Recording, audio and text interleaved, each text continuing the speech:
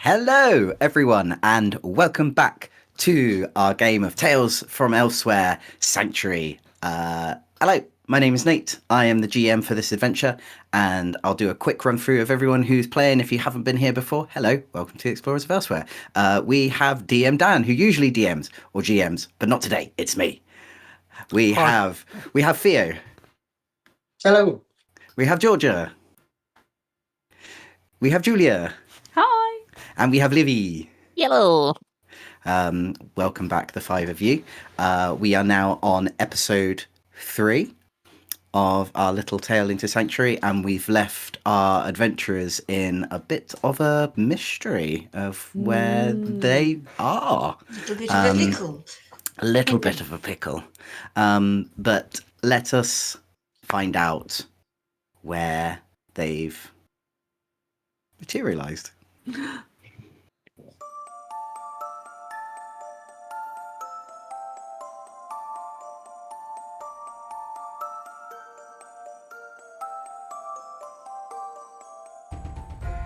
Hello, I'm Julia, and I play Lucretia, a Lorivar wizard. Hi, my name is Theo, and I'll be playing Pally, a Wolfkin Seraph.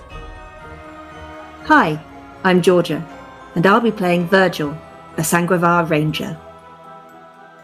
Hi, my name is DM Dan, and I'm playing Mirden, a Wolfkin Guardian Druid. Hi, I'm Livy, and I'll be playing Bo, the Dragon Scent Warrior. And my name is Nate, and I'll be the GM for this adventure.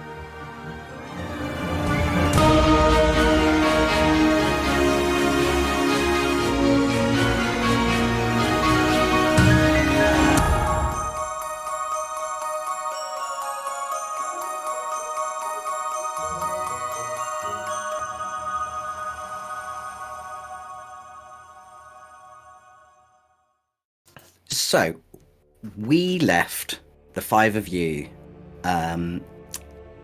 entering a small purple vortex, but that's just one of the weirdest things that you've now just literally seen. You found yourselves in a small glade of orangey yellow flowers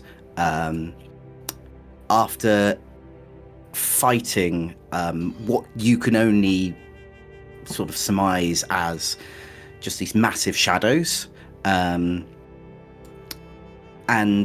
while the feelings of like despair and sadness, regret filled your lungs for a moment, that has now dissipated, and you feel yourselves not hopeful, we will say, but at least revitalized. You don't feel so stressed. You don't feel so damaged anymore. So you've woken up in this glade, and all you can see is this glade. Everywhere around you is just thick black nothingness. And you've been guided through this little vortex by a small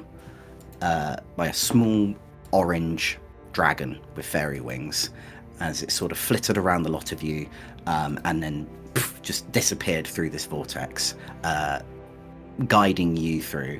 The five of you surmise that there was nothing really for you here, and the only logical sense is well, maybe not logical, but the only thing that seemed like the best thing to do was to press forward and follow this little dragon. I think it was Mirden who was the first one that walked through. Mirden, as you walk through this portal, your eyes struggle to acclimatize to the brightness that emanates sort of like the area around you, as you've just come from this very gloomy wood, foggy and damp, to a small glade that was surrounded by darkness, to now what you can only surmise is almost just like piercing blue light that shines down. It's almost like the most perfect of perfect days, the sky is not even like a normal sky blue. It's like a piercing sort of almost pearly blue. But there are sort of shimmering clouds up there that also shine like pearls as well. A huge bright sunshine. Even though the sun is large, the heat feels comfortable. It's like it's a comfortable warming glow that you feel on your skin, probably for a while that you've really sort of embraced this sort of comfortable glow. And everywhere around you is like a forest, but nothing like you've ever seen before. Like the leaves are dotted with sort of pinks and blues and purples. Like leaves are unusual colors. The grass is an unusual like shade of almost indigo, indigos and greens, and it sort of changes and glitters as the wind blows through it. There are flowers of all sorts of shapes and sizes, and this new forest that you've entered yourself in doesn't even like look like anything you've ever seen before. Like it's something that you've seen in like a children's picture book, maybe, of like a fantastic world. But this is, you definitely can feel like this is not elsewhere anymore, unless this is like something that is unknown effect of the eschaton. What is something that you noticed first as you sort of enter this almost fantastical, complete opposite world that you've never seen before? Like something that is just like, where the bloody hell am I?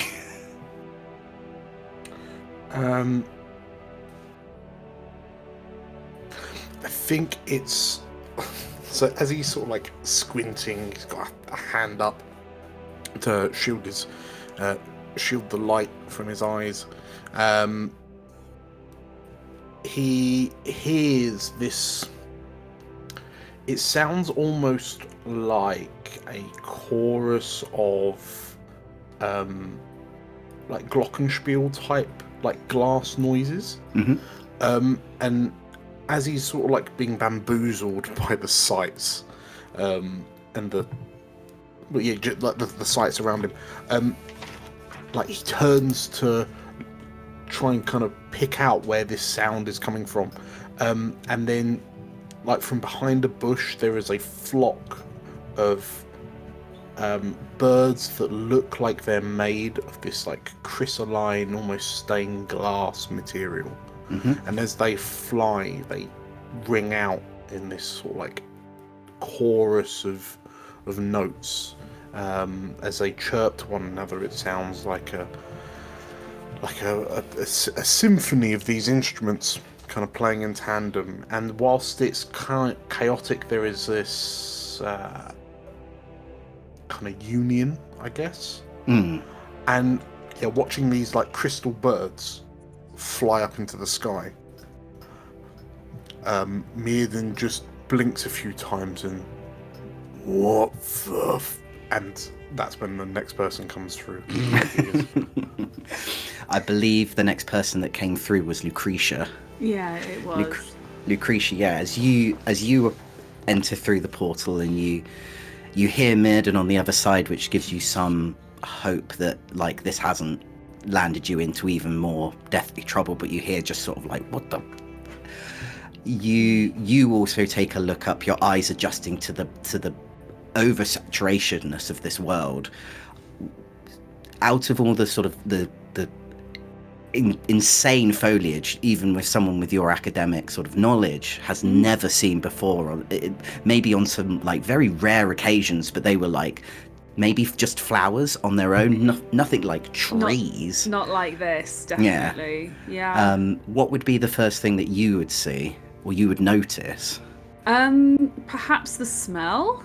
Mm-hmm. I think there is just this really kind of smell of like sweetness in the air. And on the wind, I think there's a gentle breeze that's carrying this scent of like flowers, but sweeter than you would normally experience flowers in elsewhere. Do you think you can pinpoint where this smell is coming from, or do you think it's just everywhere? all around? I think it's everywhere, and it's being carried on the breeze. It's just this sense that this is just what this particular place smells like. So yeah, you probably find yourself as so intrigued with the flowers that you found in the meadow back in the before. You're going around all of these flowers and sort of having like a good sniff at all of them and just trying to sort of pick out. It's just like, why is this smell of cinnamon buns, and why does this smell of like vanilla candles and things like that. You're sort of, why does it smell like Lush? Fantasy Lush. I think immediately Lucretia's first instinct, even before that, would be to gasp and just sort of look around and probably start talking to Murden, like, where are we? Is this still elsewhere? Is this some kind of pocket dimension? Is it another plane of existence altogether? What is going on? And she starts smelling all the flowers and looking around as the others start coming through. Who would be, I think it may have been Virgil, who's the next one to come through. Possibly, yes. Sorry, I dropped my book. You're role-playing Virgil, well done. Yeah, I mean, Virgil, obviously you as well, being well known, having a massive amounts of knowledge regarding the forest and the woods and nature and the wilderness. Again, this is something that you've never seen before, maybe in very sort of like small magical sort of like situations, but nothing of this grand of a scale. What is the first thing that you notice? Yeah, I feel like it takes quite a lot to ruffle Virgil when it comes to the woods. He's seen a great many trees in his time. He is, one could say, an expert on trees. But through these trees in this forest, he sees they seem to be kind of spiraling spires. And as he looks closer, he kind of notices that they are mushrooms that have grown together up into the shape of trees. Oh, okay. So it's the fruiting bodies of mushrooms have sort of swarmed together upwards and become a mass of them into trees. So the trees are mushrooms? Just a huge like clump of mushrooms in the shape of a tree. Like it's been deliberately, either they've grown like that deliberately, or it's been deliberately trained into this shape. What would Virgil's first action do, seeing trees like this? How delightful. Take a bite. That's rather bizarre.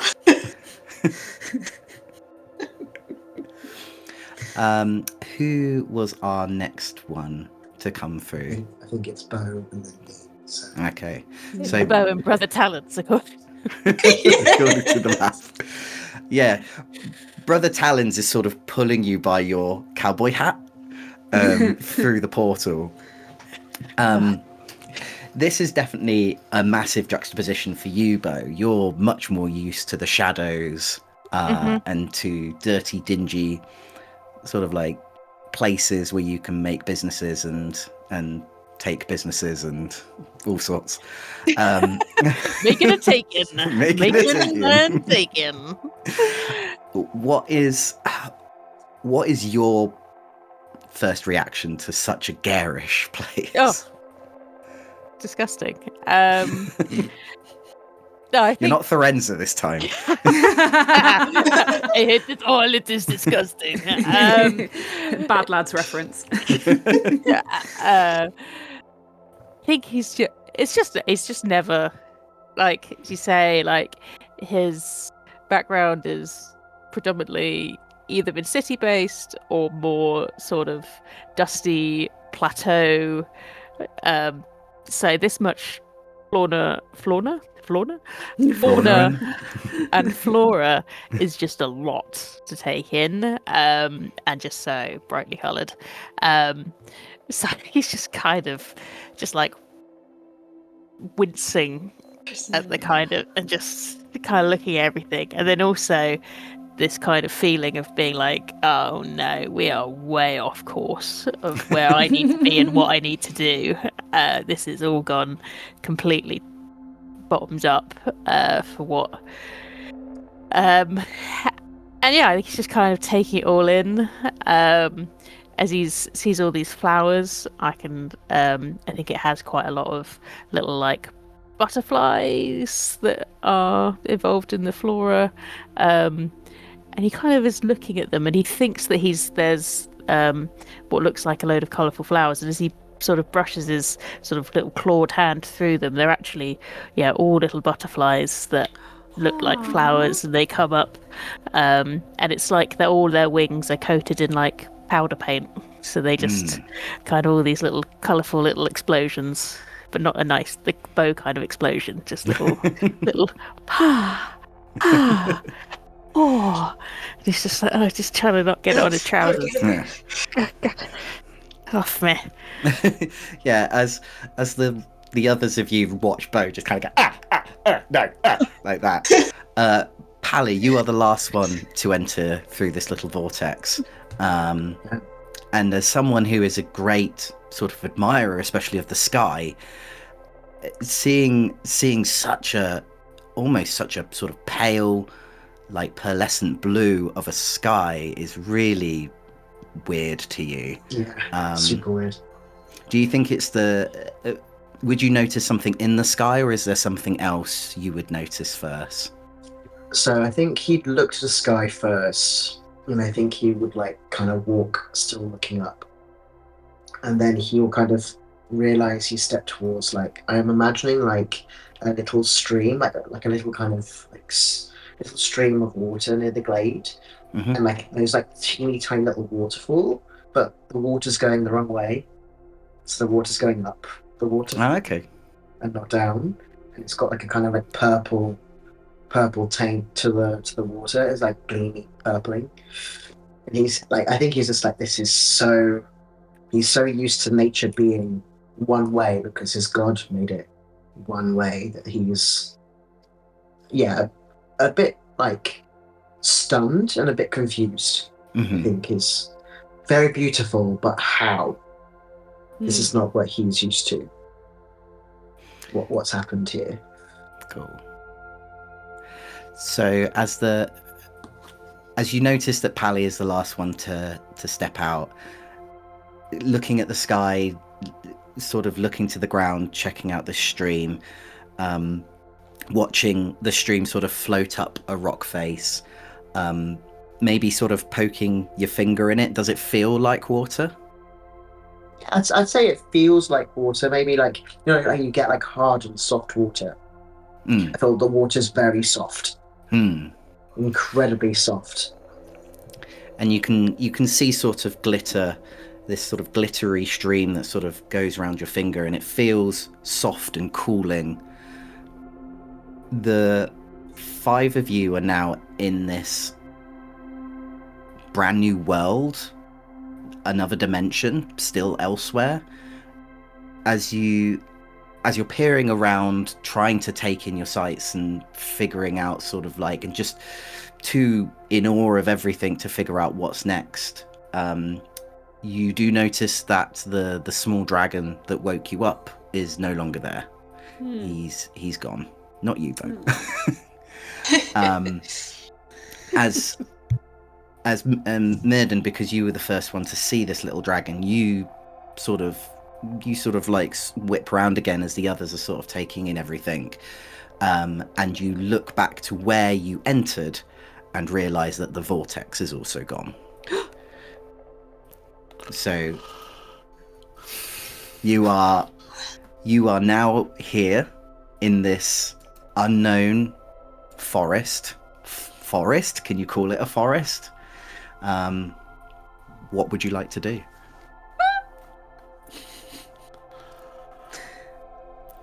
Like, Mirden is swearing under his breath. And he is very much the image of like the dad that's just come home to see the child has just emptied a can of paint over the living room, kind of thing. Like, what is going on? But he'll pause, he'll close his eyes, and then he'll sort of like wrap his hand around the stone amulet that hangs from his neck. And what impression? What's Artiosa? What's her disposition here? What's she as a world spirit? Artiosa, it almost seems like she's preoccupied. Like she's there, and she can feel you trying to connect with her. And it doesn't seem like you've lost any of your abilities or anything. Like everything that Artiosa gives you, the magic that she gives you, is still there. But it seems like she is preoccupied with figuring something out herself. Okay. Does everybody still have all of their... Does everyone still have all of their body parts attached where they should be? I believe so. Lucretia doesn't answer because she is currently... She's got her book out and a pen, and she's going around. She's muttering under her breath. Oh, it's extraordinary. Got too much to document. Oh my goodness! And so she's not listening.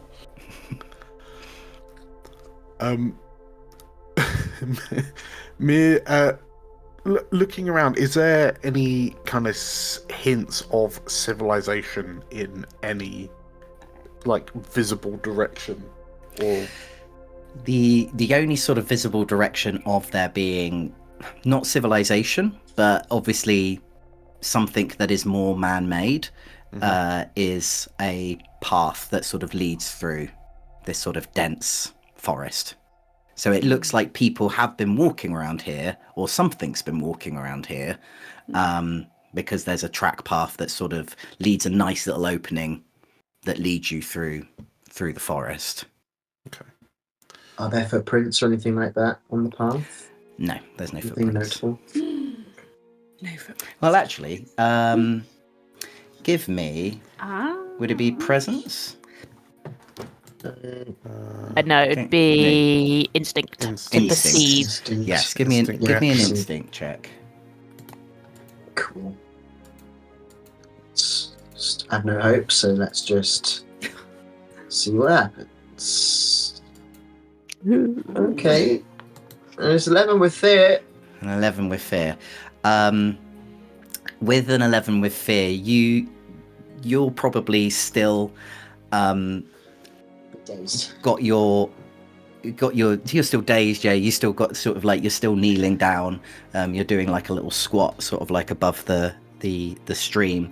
And then when you kind of get to your attention, sort of almost like your soldier sort of like instincts kick in, and you're like, we've got to find tracks, we've got to find civilization.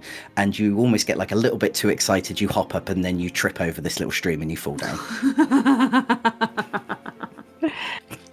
Can I also have a little look myself? You can. If anyone can give me a hope, I can forest superpowers, but I'm hopeless currently, so I cannot. Forest powers. Oh, where's Soldier's Bond when we need Well, it? Yeah. What Why did happened? nobody take Soldier's Bond? Unbelievable. Could have just whipped out a compliment. Could have just exactly.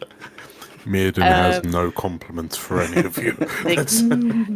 I'm going to use can I use my experience as a bounty hunter, please? Yeah, sure. Or looking look for tracks. Yeah.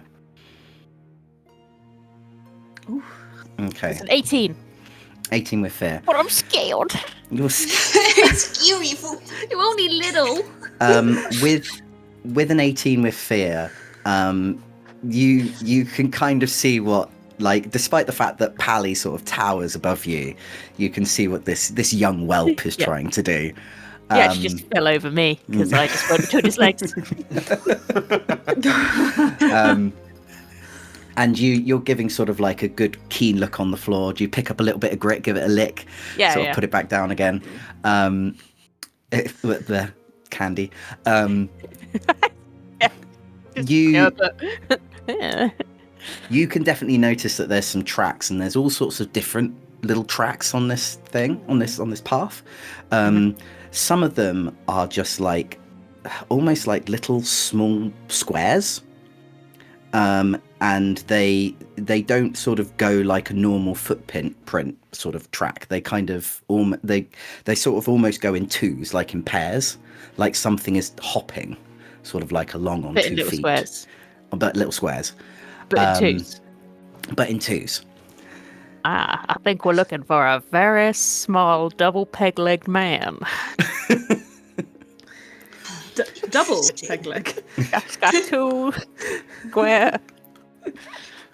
I feel like Parry hearing, if that actually was said out loud, I feel like Parry's like relieved he didn't absolutely. see the tracks, because he doesn't believe He's that showing could possibly Pally. even be possible.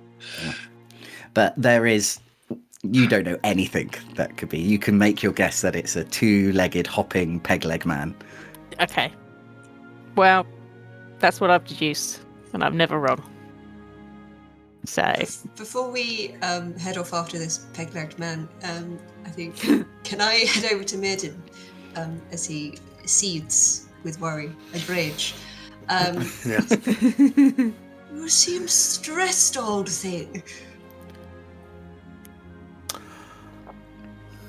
When in the history of ever have strangers been introduced to such a paradise without a catch?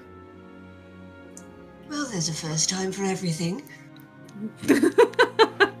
He reaches into his sort of his leaf cape and he brings out a very nicely coloured leaf and he presses it into your hand.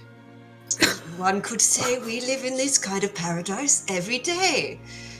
And he pats you on the arm. Mirda's eyes just narrow to like arrow slits. In my experience, the most colourful and vibrant things in nature are the most dangerous. I And concur. here we are in this cornucopia of vibrance. Well, yes, but doesn't it look so lovely? And he starts to wander off in the direction. yes. I'm like pinching this leaf. But He doesn't just go... no, too like he's got it pinched between his finger and thumb. But then as Virgil kind of, I'm getting by the sounds of it, literally toddling off. Mirren will sort of like look at the leaf and then quite carefully like put it in a pocket or sort of like tuck it in under his furs, making sure not to like overly damage it. No. Cool. So you're all toddling down this little path. Mm-hmm. Okay. So yeah, the 5 of you continue down this path, and the more sort of like the more further you enter into this forest, the more that sort of is really interesting to you. You can hear the glockenspiel of these birds, but as you wander further into this forest, you can almost hear like perched birds of different sort of like crystals, glass, almost producing other different types of instruments. So like flutes and violins, like sounds that you've never heard from birds before. Almost sounding like a small orchestra as they get together. Besides from the birds, you've not really seen any animals per se. There just seems to be the abundance of just flowers, these mushrooms that sort of tie together to make trees, interlaced with like bushes, and this very vibrant turquoise grass that seems to bristle in the wind, and the wind feels warm and cooling, definitely no abrasive to it at all,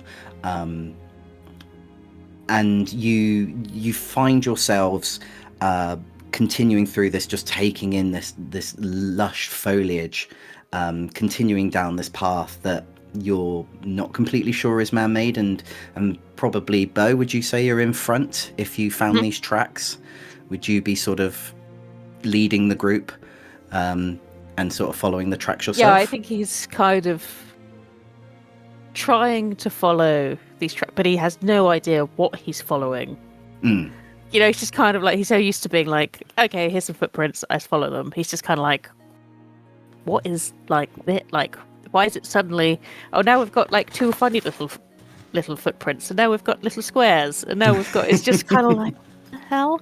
But yeah, just at the front, just trying to make sense of what the hell is going on. Cool. You carry on down this path, and you find yourselves. You find the track sort of come to an end. And you are unable to see sort of anywhere. The pathway that had all these little tracks on them have been covered in this sort of powder paint dust that have been left by these butterflies. I will pop you over to the map. This is where you go. There we go. It's like first time, flawless.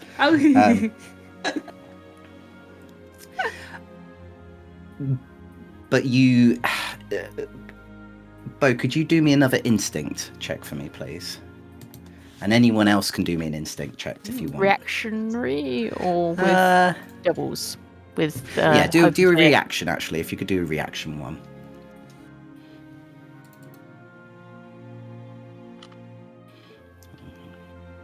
My boy's doing so bad today. 6 for Pally at 12.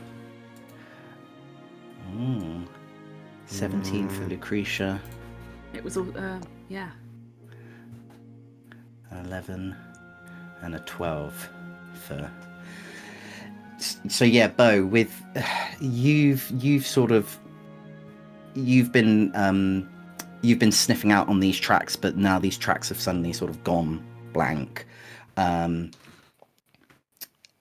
Mirden, Virgil, and Pally, you've been sort of keeping like a sort of bit of a breadth away. Well, maybe not Virgil. Virgil might be quite interested in sort of like what's around him. Pally, you've probably a little bit more interested in the sky and why it is, and sort of kind of making sense of the clouds. And Mirden, I think you're probably just grumbling along, kind of thinking this is something bad's going to go. I know something horrible is going to go wrong. Lucretia, probably because you are so invested in all the fauna and your and the flora, and you're really sort of sticking your nose in everything.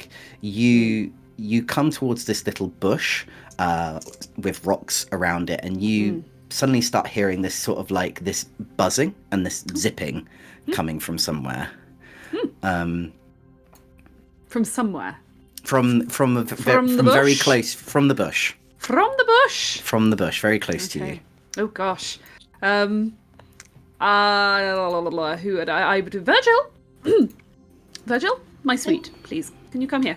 And I just sort of point my staff at the bush and say,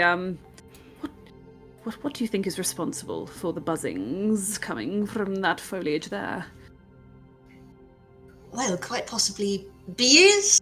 This is what I thought. Could be bees. What, wasps? In this forest, who can tell? Really, it could be. Nothing has tried to attack us just yet. So perhaps there is a way we could investigate without incurring whatever's in there's ire.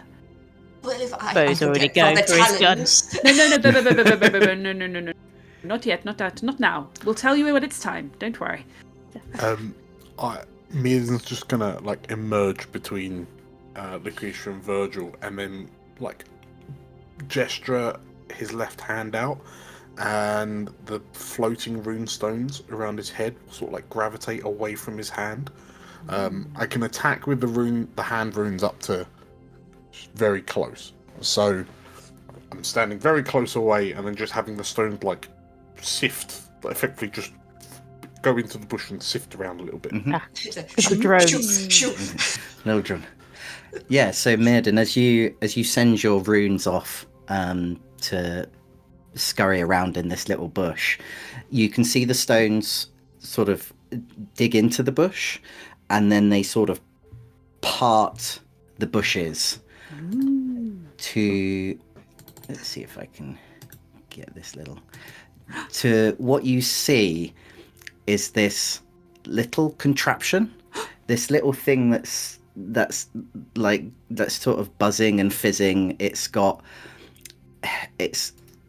for normal world, it's kind of like almost the sound that's coming from is almost like a radio, and it's sort of like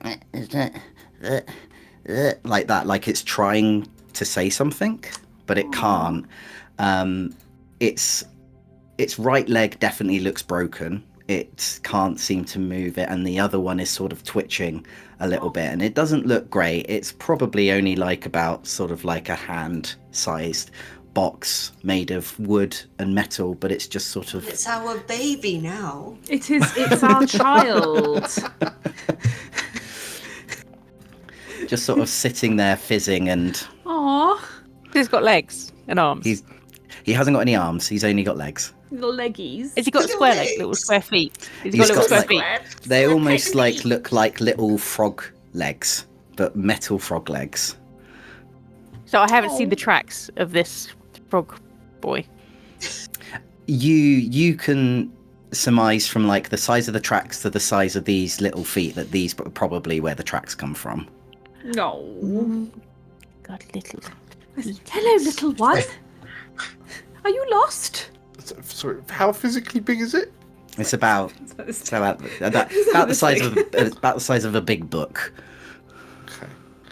If I shoot it, it'll probably won't get very far. Like I'll head towards the bush, sort of like summon the runes back to me, and then like at distinct arm's reach, just hold this Be thing. gentle with it. Don't hurt it. And then like with it in my hand, I'll just sort of like start turning it so you can see. Wait, is it? Yeah, I mean, I don't trust it, but is it reacting in any way to us holding it? No, it seems to just sort of be fizzing a little bit. As you pick it up, the broken leg just sort of hangs there, and the other one is sort of just couched up underneath its little box body. But it's almost like it's trying to sort of open its eyes, and it's trying to speak through this little sort of like grate in its face. But it's not. It's struggling a bit with it. Is that? Does it look like it's got obviously broken legs? Does it look like it's been attacked? Like, is it scratches or rips on it, or is it just got gammy legs? It looks like it's just got gammy legs. Okay. So there's not like an obvious like. Are any of us tinkerers? Like, do any of us have any experience with like repair, or does anyone have a mending type spell? No. Okay. I'm just trying to figure out.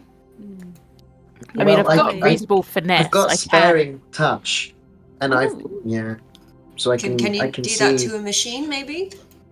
I can try. I feel like Pally will like make an internal prayer, which activates his prayer dice for the session. So we'll do that. Just roll dice. Cool. I can do that again. So Yes, I was going to say if anyone does need to roll dice for anything, please go ahead now. Are we treating this like a new day? Well, this will be like, so with some of them, it'll be a new session. But if your one says long rest, I will accept that you've technically had a long rest. So. Cool. Can do. Cool. Well, in this case, I can do sparing touch.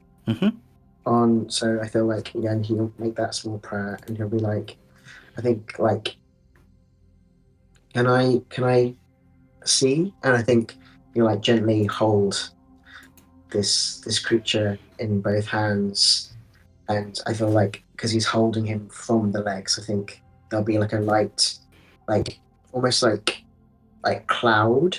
I imagine the powers that Paddy has represents kind of cloud, like withs and puffs around, and then dissipates like a nice little kind of golden glow as he sees what happens.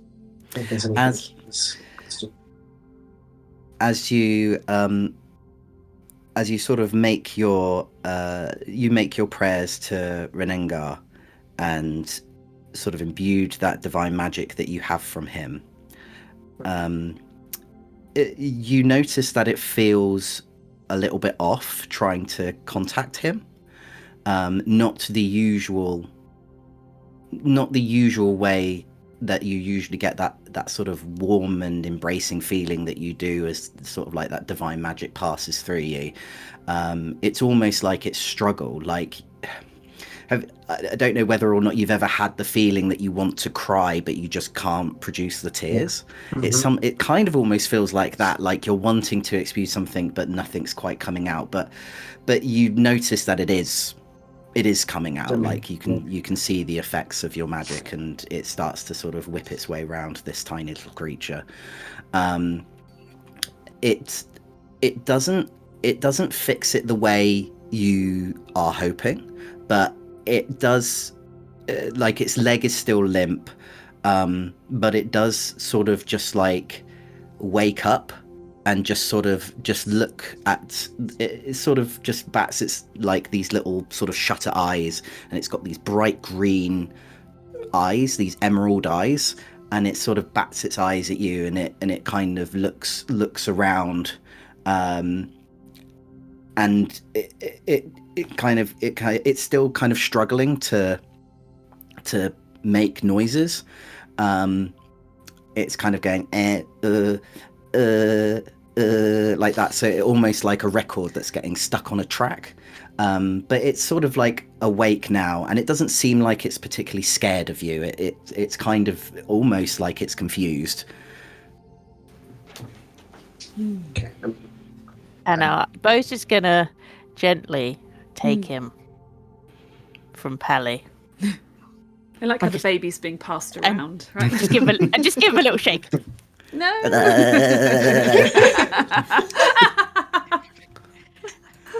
I say, is anyone in there? Bo, as you're doing this and the noise from this little creature becomes louder, you stop shaking him. He kind of and out from his voice, you then suddenly in the background you start hearing this quite loud booming of large footsteps. As I give him back to Pally. as you kind of hear these large footsteps, and almost like trees are being crunched to the ground, bushes are being trampled on, as the five of you then look in the direction of where these like bounding like foot beats are coming from. As the five of you kind of look up over the brush, and you see like this figure, this like large figure, but it's large in like stature as well. Huge horns sort of propel from its head, and almost like large hands with like mitts like are brushing through the trees and sort of knocking them over. Some of them are breaking, some of these trees are actually going and just sort of bending back into shape. As the five of you are really not sure what the hell you're looking at, when you look up and see what's trampling through the woods is a large, what you think might be a keeper. You can see the horns, you can see the hooves. A large keeper in dungarees, but it's like a massive cuddly toy, like a massive soft toy keeper with button eyes, with one of the eyes sort of like unstrung and just hanging from its face. No mouth, like a little heart nose that's been stitched on, and it's sort of just clambering its way through the woods. It's probably like a good 11 feet tall, and it's just and probably 11 feet wide, and it's coming kind of straight towards you. Does everybody else see that? This place is a curse. There he is. Maybe run? Getting out of the way would be a good idea, maybe. Yes. Yeah, I think we're going to attempt to get out of the way and see what it does. No, drop the child, Pally. Drop the child. Drop him. I very carefully put, because I feel like Bo's shaking may have caused it to appear in the first place. Gently put it down and join. It's like, should we hide? Should we run? What's the best thing to do? I think we should probably do what Virgil said, and I think sort of start getting a wriggle on out of the way of its current trajectory, and if it starts to give chase, then we run. Yeah, we get out of its stomping path. Yeah. Yeah, good idea. So you've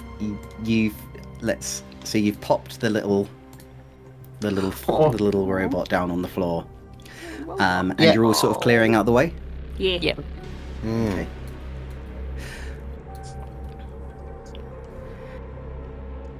Oh no, we've split up. Oh no.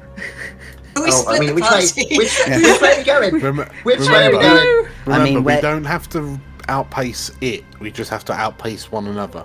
Yes. That's important. No, sorry, I'm gonna not split the party, Bo. Come on. I'll make plans for you as well. I mean, you're more than welcome to stay there as well. So yeah, as the five of you sort of drop the robot and bundle behind this bush, you watch as this giant sort of soft toy keeper comes bundling through and walks straight up to this little robot, or this little mechanic, this little automaton, as you found on the floor, and you watch as it sort of this thing is quite big, and it sort of leans down and tries to sort of clumsily pick up the robot with its sort of mitten hands, and you watch as this massive sort of soft toy creature just kind of looks at it and kind of inspects it, and again, like the little machine is not scared at all. It sort of looks up and it sort of blinks its eyes, and it's kind of going again as the keeper just goes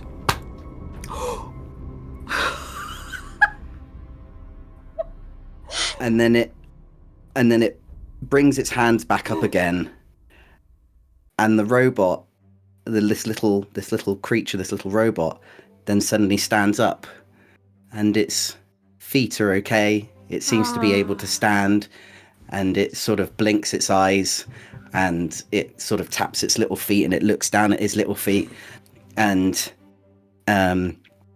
he sort of looks up, and you can hear it sort of kind of chirp something as the soft toy keeper sort of puts it back down on the ground, and then just sort of carries off back in the direction it came from. What the hell? Unfortunately, I haven't got a little image for the for the little robot that's been fixed. We'll keep him at that. And because the little machine, the little thing that you kind of tried to fix, knows where you lot are, he just sort of runs over to you. He pits-pats over, and he's just like, "Thank you."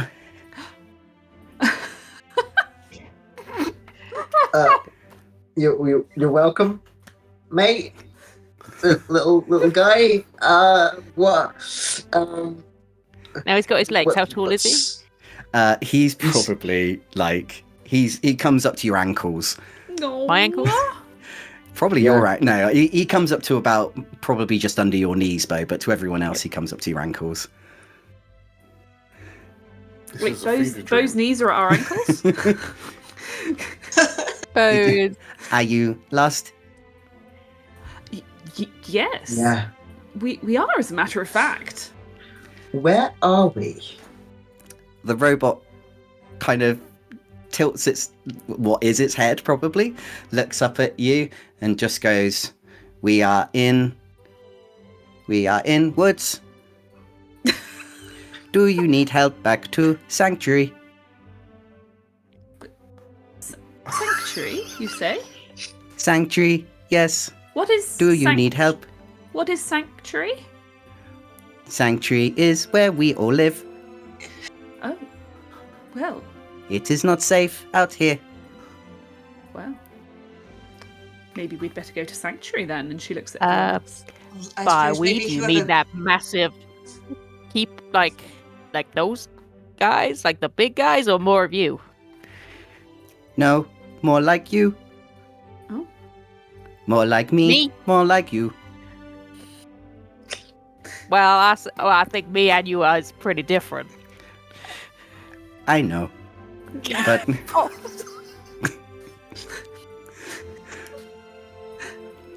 Well, lead the way, little fella. Have you got a name? my name is Explorer. What an imaginative name. But that is extraordinary, because we too are explorers. The robot sort of looks up at you and he kind of goes, but you do not look like me. Well, we're a different type of explorer to you. Do you explore these lands too?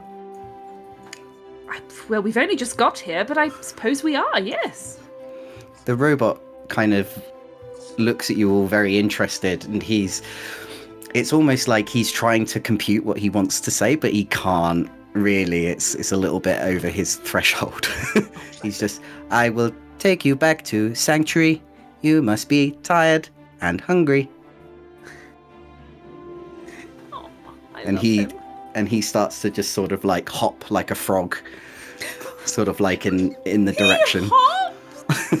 Yeah, yes. Frog legs. Protect this tiny boy. Protect the tiny man at all costs. I think the shaking it really did the trick. Was that what did fixed it? it? That's what did it, yeah. We're obviously following Little Explorer. How's Mirden? Yeah, how is Mirden? Mirden is just like Skipping along Is- beside him. Hand in hand. Mirden's eye has like glazed over slightly. Developed a there's twitch. this- yeah, and like he's clenching, like he's only just acknowledged how hard he's clenching down on his back teeth, and like there's a fleeting when this little when this little construct hops away, Mirden's like, I have died, and I've ascended to the realms of the dragons. That is the only plausible explanation. This is what the bastards have given me. For all my work. What in hell. crimes did I commit in life? So land here with these idiots. Can I ask a question above table? You can. Have we seen anything Have we died? like No. Have we No. died? Have we He's died? SC7. It is a leading theory, Theo. Leading theory? But in terms of the constructs themselves, obviously, I don't think we've ever actually met talking like radios with frognecks. However, how far would our technology have gone in parts of elsewhere? Like, how do we have artificers and tinkerers to an extreme where we would have constructs, or Well. not Well. as far as we've Well. met so far? You may not have personally met them yourselves, but you are aware of there are artificers and the like. You may be aware that after Alicia came back from the void, that there was talk of these metal suits that were imbued with basically souls of the dead. And are powered by these souls. I don't think maybe Lucretia would have met Tavarien, who used to be the leader of the people in Yes. Alicia. And you found the construct of, someone who is dead, who's been, their soul has been taken and possesses now a suit of armor, quite like interesting. Lucretia, do you feel like in this small creature that there's possibly the same? You don't see the same sort of glow. I was going to say, if there's no similar sort of soul crystal type glow within it, then I think Tavarian's probably the closest thing she would have ever seen to this creature, I suspect. So I think she's not sure at the moment, but she's very keen to find out more about it. I think a lot of the technology that we see around Overmore would be more kind of magic punk rather than like steam or cog punk. Yeah. So yeah, whatever this little monstrous beast is. It Just really definitely to look. set where the expectations are in terms of how we would be reacting to a Yeah. I also can't potential imagine radio computer. any of us would ever have seen a soft plushy Goliath. That's either. terrifying. Yes, that don't wasn't like even my question. It was more the radio, like in terms of how it functions. You know. As Explorer starts hopping off in the direction back onto the path again, and sort of looks back at you to see if the five of you are following, he will also look back, and the five of you can actually look back and see that the large plushy sort of like keeper is also looking, but it's still, it's not doing anything. It's just sort of sitting there quite pleasantly, and Explorer will keep on hopping along. Mirden, throughout this whole time you've just been kind of holding on to your amulet to see if, sorry, what's your world spirit called again? Artiosa. Artiosa. To see if Artiosa will talk to you. You suddenly almost feel from your rune this pang, this sort of like someone has like grabbed your shoulders for your attention. Okay. And while no one is sort of directing you to look, you can feel your body sort of twist round as the four others sort of follow Explorer on this path. You feel your body sort of twist to the side as you look off into the distance, where you notice the kind of shadowy glow of another large creature, but it's almost like it's not there. It's almost like it's ethereal, like it's not physical. And you can't see it, but it's almost like you can see it in your mind, of like this large, like almost like this large shadowy goat, and then it disappears. And we'll take a break. So, if you've enjoyed that, if you want to find out what's happening next, if you join as a member, you can watch it right now, because the next episode will be up on our members. But don't worry, we understand that not everyone has cash at the moment. You can watch it next week. We release episodes at 7:30 every Thursday. You can join our Discord. It's absolutely free, where we can have like more natters. At the moment of this airing, we are probably playing Draw Steel at the moment. Yep. So 100%. you'll have obviously DM Dan back into the head honcho seat, along with Livy and Theo and Georgia and a couple of older previous players who haven't been on the channel for a while. So it would be good to see them. They're going live every Monday at 7:30. That's about... And there may well be giant, monstrous, soft, plushy Goliaths. Yeah, now that I've given the idea to Dan, that's all he's going to do. Yeah. Nice. But yeah, if you want to find out what happens next, you can head over straight to our membership, or you can join on our Patreon. Both will be there. But until then, thank you everyone for playing. Thank you everyone for watching. We'll see you next time. Bye-bye. Bye. Bye.